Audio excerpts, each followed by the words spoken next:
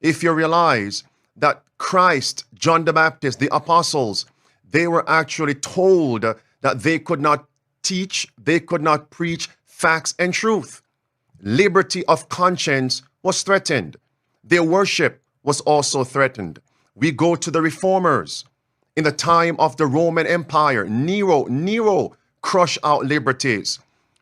We have men like John Wycliffe, men like Martin Luther, the reformers who stood up against the papal church. Why? Because the papal church had restricted liberty of conscience. That's all in the record. And that's why many of the pilgrims fled from the papal-controlled old world and came to America with those founding principles. Right here in America, we have Roger Williams. What happened to Roger Williams? His liberty of conscience was also trampled underfoot.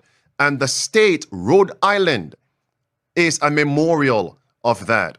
So from your watchtower, what sinister agenda, what diabolical movement do you see on the horizon coming to threaten our liberties right here in America and around the world?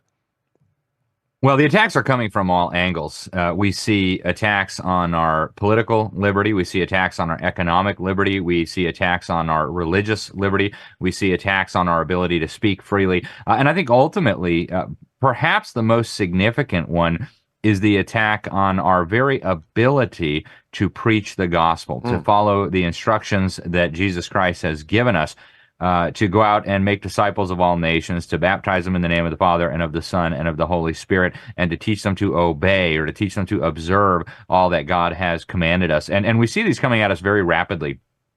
Just in the last couple of weeks, the U.S. House of Representatives passed overwhelmingly, they call it the Anti-Semitism, I believe it's the Anti-Semitism Awareness Act, something like this.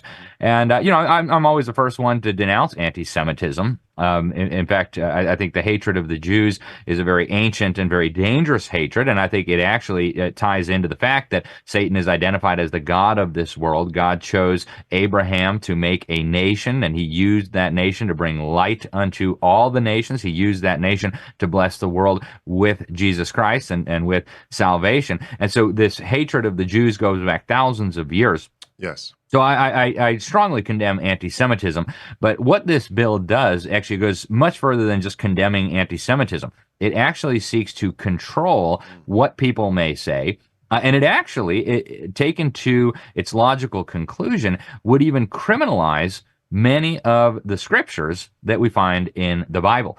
Incidentally, it would also criminalize certain key doctrines of Judaism. And if you read the Jewish Talmud, there are very, very clear scriptures in there about the role of the Sanhedrin in the killing of Jesus Christ. This is one of the things that is, of course, banned from being said under this act.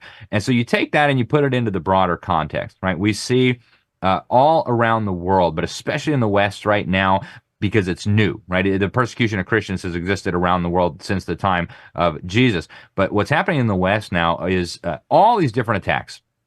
You see one of the recent ones, this condemnation and criminalization of what they call conversion therapy. If somebody comes to you who is struggling with homosexual attraction, somebody comes to you who is struggling with their gender identity, maybe they were born a male and yet for some reason they feel like a female, you are not allowed to say in many jurisdictions across the Western world today that, no, actually God created you a male because he wanted you a male. You are a male. There's nothing you could possibly do to change that. That is how you were created. And Jesus Christ can actually save you from your confusion. Jesus Christ can give you a new heart of flesh and replace your heart of stone. These things are becoming a criminal offense.